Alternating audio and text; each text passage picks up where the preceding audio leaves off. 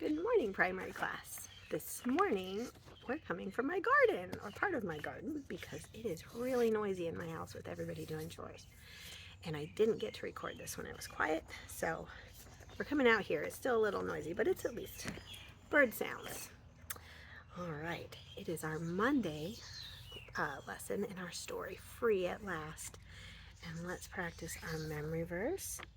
He led them on safely so that they did not fear. Psalm 78, verse 53. He led them on safely so that they did not fear. Psalm 78, verse 53. At last, the Israelites were on their way back to Canaan. As they looked up in the sky ahead, what did they see leading them? We'll find out in Exodus 13, verses 21 and 22.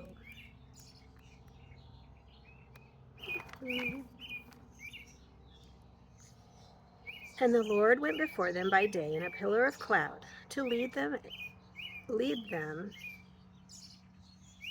sorry, ugh, to lead them the way, and by night in a pillar of fire to give them light, to go on by day and night. He took not away the pillar of cloud by day, nor the pillar of fire by night from before the people. So it was always there. God was traveling with them in a beautiful cloud.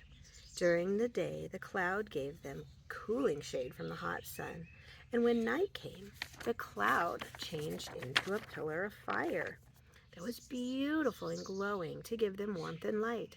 How amazing! By day and by night, God was with them. Actually, Canaan wasn't very far from where the Israelites had lived in Egypt. But if they had gone directly there, they would have had to travel right through the country where the Philistines lived. And the Philistines were enemies of God, and the Israelites would have been very afraid of them.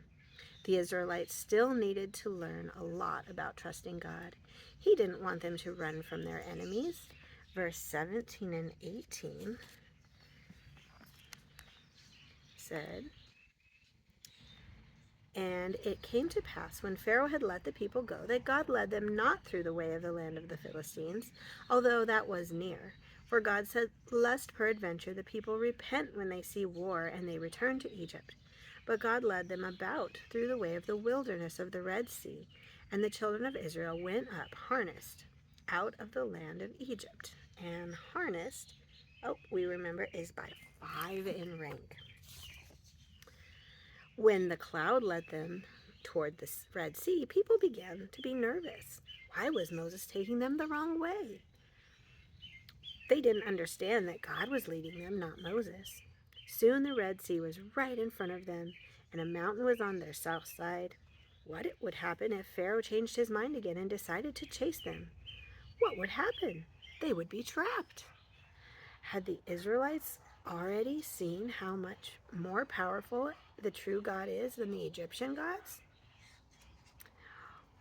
Who do you think was tempting them to be afraid?